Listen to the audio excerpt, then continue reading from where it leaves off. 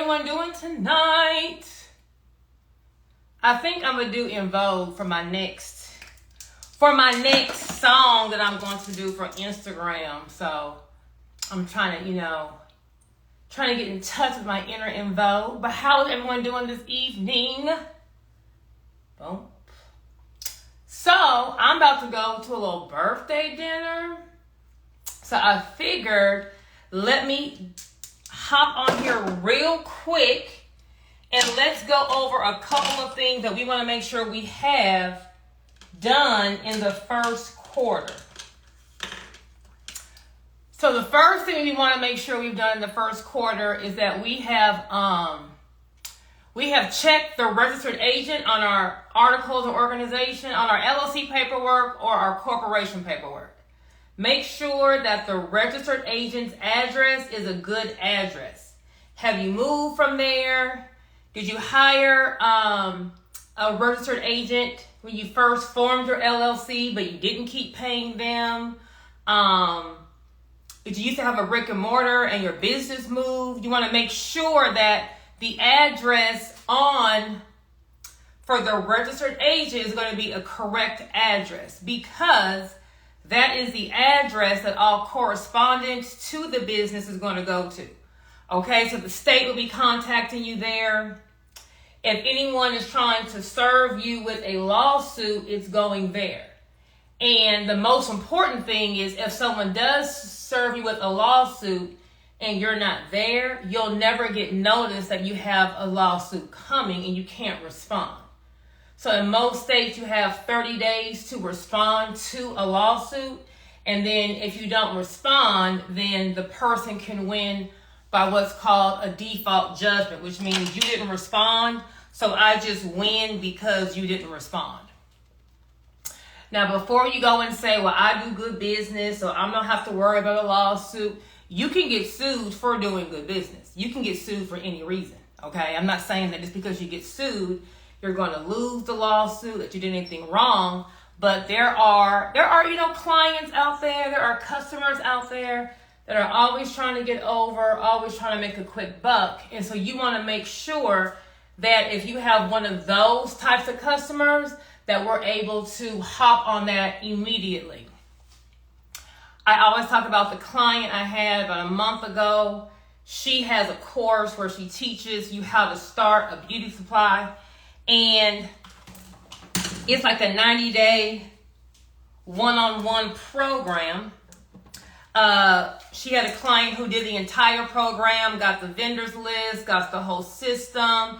And then after she teaches you how to set up the beauty supply and run it, she goes to your location and, just make sure that, you have everything set up, your displays, your inventory, all that good stuff. Well, her client ended up not getting approved for funding to be able to pay for the first last month, security deposit, all that good stuff you got to have when you are leasing a location. So because the client, couldn't afford the space, which had nothing to do with the person teaching her how to run the beauty supply, she wanted her money back. And my client's like, well, no, I've already done what I'm supposed to do. I'm just waiting on you to, get your space. In fact, what I'll do is I'll hold your spot until whenever you get your space, I'll still come down and help you set it up.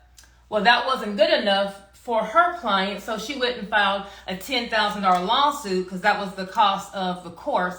So she wanted all her money back, all because she didn't do her part of the job. Well, my client forgot to update her registered agent's address.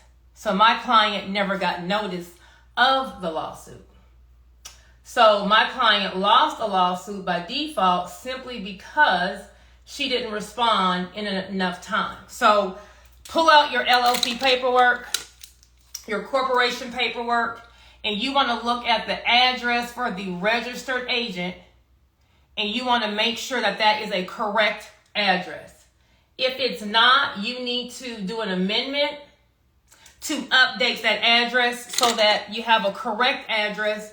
So any kind of mail coming to you, anyone trying to contact you about your LLC, anyone trying to potentially sue you, that you are on that immediately. Okay, so quarter one, we want to make sure that we're checking our registered agent.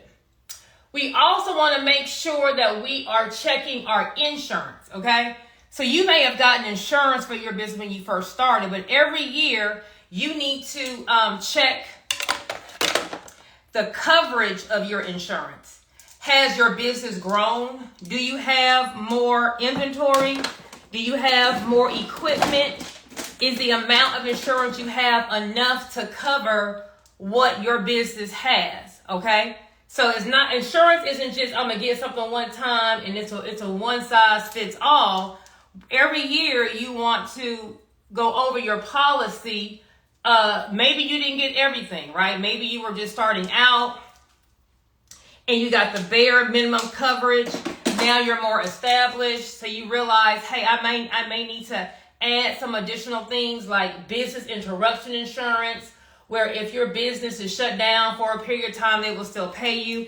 This is the time in the first quarter to be going over all of these things to make sure that we have adequate coverage. You don't want to be underinsured, right? So let's just say I sell dresses and I keep all my inventory in my boutique. Maybe someone comes in and breaks into my boutique and steals all my inventory, right? Well, I'm going to be out of business for a second until I can re-up on the inventory. Well, what am I going to do for that 30, 40, 60 days as I'm trying to re-up on my inventory? How am I going to pay my bills? So business interruption or business loss insurance will cut you a check for every month that you're closed until you can get back open. Or maybe when they broke in, besides me not being able to get inventory, maybe they damaged my salon or my boutique, right? Maybe they broke all the windows, they spray painted the walls. So now I have to go and get a contractor to come on in and, do some remodeling to fix it to be able to, open back up. Well, business interruption or business loss insurance will pay you what you normally made that month last year while you're out of business, okay? So you want to make sure that the insurance coverage matches whatever it is or wherever your business is at the time. You don't want to be underinsured. So we're making sure in the first quarter that we have updated the address on our registered agent for our LLC or our corporation. We are making sure that we have enough insurance. The next thing we want to do is we want to make sure that we have contracts for our business. Now I'm doing a free masterclass Monday night. I'll be discussing how to get funding for your business that's not based on credit. I'll be going over business grants, how to get funding with business grants. I'll be going over how to properly structure your business. I will also be going over the contracts you need. So if you're interested in knowing how to structure your business, how to get funding for your business, what contracts you need, and how to market your business, in the comments, just type in bank and a link will be sent to you. If your Instagram page is private, then DM me the word bank and I'll send you a link to my free class. The class will be this Monday at 9 p.m. Eastern Time. But I'm going to be basically going over the basics, how to structure your business, how to get funding for your business that's not based on credit. I'll be going over some asset protection and then some marketing. How do you get the client to your business?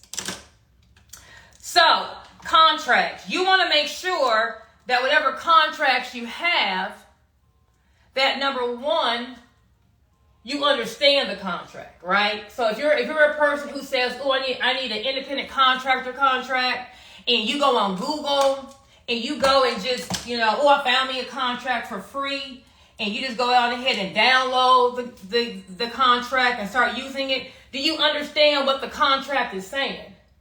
Do you understand what it's protecting you against? the importance is not having the actual paperwork. The importance of having a contract is to have whatever are the words on the paper protecting you, right? So things you want to look for is, number one, what is the governing law of the contract? The governing law of the contract is going to be, what state am I going to court to litigate? A lot of times, especially if you're not an attorney, you don't even know what to look for. You're just signing a contract.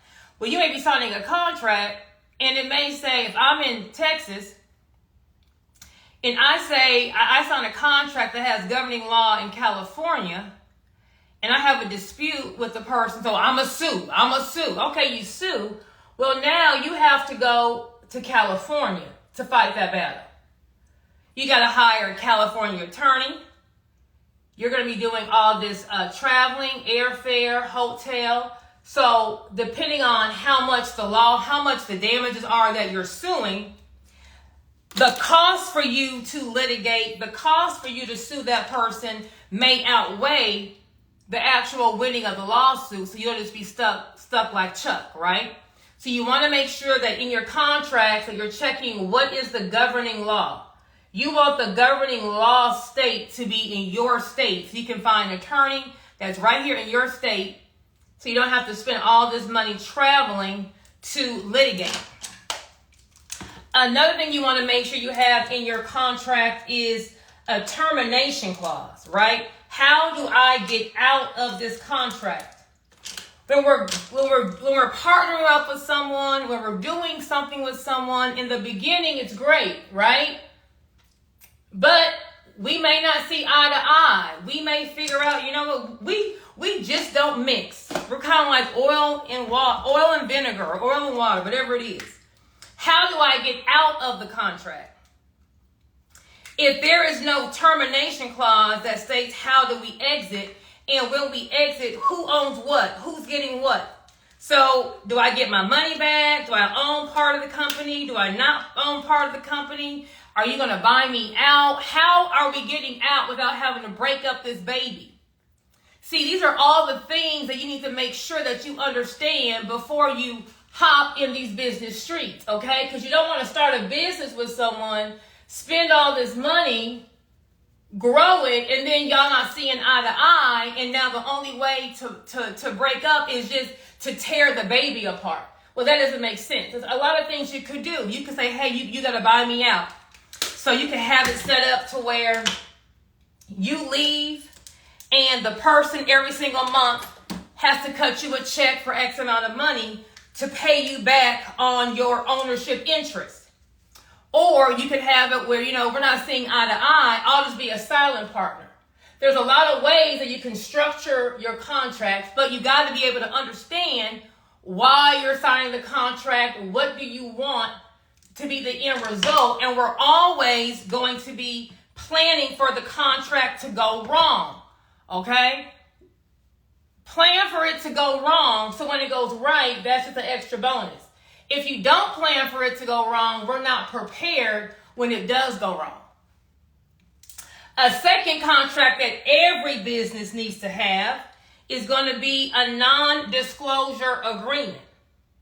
So if you have employees, I posted on my Instagram page today, a former Chipotle employee is out here, giving out the recipes to their food.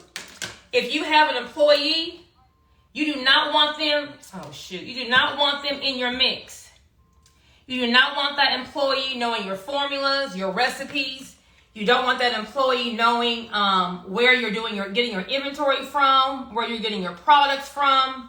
So if anyone in your business who knows anything, I always say, any kind of information that you don't want your biggest competitor to know or your worst enemy to know, that if they're in your business, that person needs, and they're knowing the information, they need to be signing a non-disclosure agreement. Now, besides employees, a big mistake that business owners do is they're going to hop into these partnerships, right? I want to do something, and I link up with you, and we spend, 2, 4, 6 months collaborating and putting our ideas together and talking about what we're going to do, right? Maybe you brought the idea and the other person has the money. Well, after you get into it, maybe you guys don't mix. Maybe you want to go big with this bad boy and you want to invest some real money. And they're kind of like, well, no, let's just kind of shoestring and let's just kind of go slow. So long story short, you guys end up not doing the deal, but now you done gave them the whole formula. You done gave them the whole blueprint.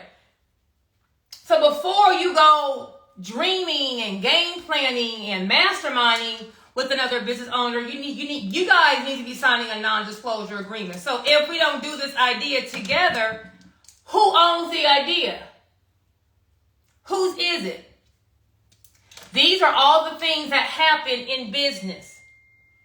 And you want to make sure that if you're disclosing different ways to get a business started, ways of different vendors or ways to get inventory or things cheaper, that if you don't do the business with that person, that they're not going to run off with your idea.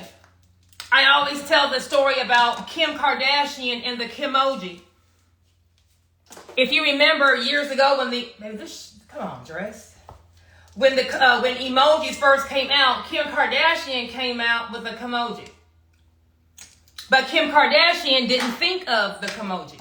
A guy met up with Kim and said, hey, have you thought about putting your face on an emoji?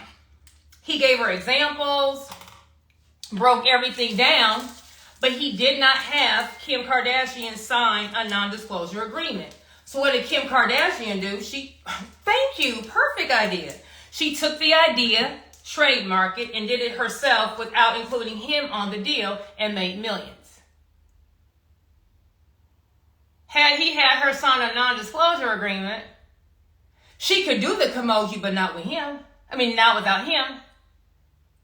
It was his idea. So anyone who has a business idea, you just can't go running your mouth without having someone sign a non-disclosure agreement. Now, y'all gonna say, Kim wrong for that, she's shady, blah, blah, blah. It's called business. Don't take it personal. I always say, it's grimy out here in these business streets. It's up to you to protect yourself. So before you go talking to investors, before you go collaborating, make sure you have them sign a non-disclosure agreement. The next contract you want to make sure you have is going to be a capital contribution agreement or an LLC loan agreement. Now, if you don't have contracts in your business, if you need a contract, check out my free masterclass. It's going to be this Monday at 9 p.m. Eastern Time. You can comment masterclass, not masterclass. You can comment bank in the comments, and a link will be sent to you. If you need one of these contracts, you can just comment contracts in the comments, and a link will be sent to you to get one of these contracts. Now, an LLC loan agreement or capital contribution agreement is going to say this. You may be self-funding your business for a while, right? Maybe you use your own money to form the LLC. You use your own money to get the trademark or to buy the inventory. Well, you don't want to pay a tax on the money that you just put into your business from just transferring it from your personal account to from your personal account to your business account. So if let's just say I put $10,000 into Joy's Boutique, right? And for the whole year, Joy's Boutique made $100,000. Well, technically, only 90 out that $100,000 is income. The other 10, I just moved from my personal account to my business account. Well, I don't want to pay tax on the full 100. I want to pay taxes just on the 90. So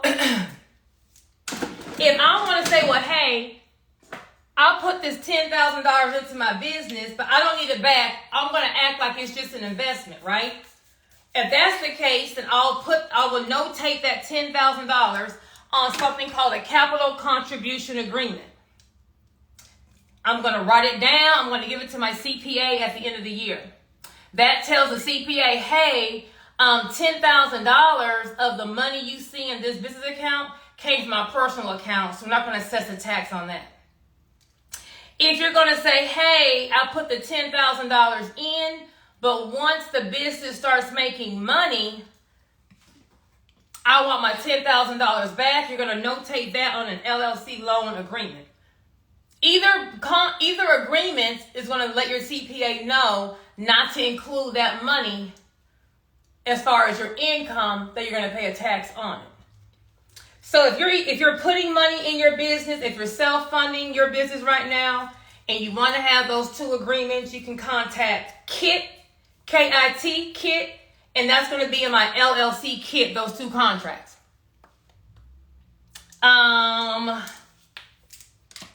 So that will be the gist of it. Make sure that we are checking our registered agent's address to make sure it's correct. Make sure we're checking our insurance to make sure it is you have enough coverage for what you're doing. You also want to make sure that you have the proper contracts, the NDA agreement. Who else did I say? The NDA agreement. I forgot the other contract I said, but NDA agreement. Then you want to make sure if you're putting money into your business that you're notating that on a capital contribution agreement or an LLC loan agreement, and that those that will be in my LLC KIT. So if you want to join my free masterclass Monday night, I'm going over all this stuff in more detail. You can comment bank in the comments. If you want any of the contracts I mentioned, you can type in contracts in the comments. If maybe this bra will not let me make it tonight. If you need the capital contribution agreement or the LLC loan agreement, you can just comment KIT in the comments, and a link will be sent to you. If your page is private, then DM me so that I can send you the link.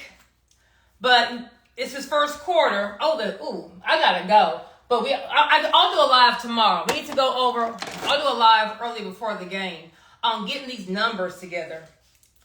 We need to make sure that we got these numbers together, gathering all these receipts for tax time. Even if we are going to be getting an extension and filing back in September, October, we still want to make sure that we have all of our stuff done now. So it's just, waiting for our CPA. We're not having to come up with it a year later because it's harder to remember, what you spent the money on, find these receipts. So we want to make sure that we're on that, okay? I hope everyone has a fun Saturday night, and I will see you at the bank. Bye.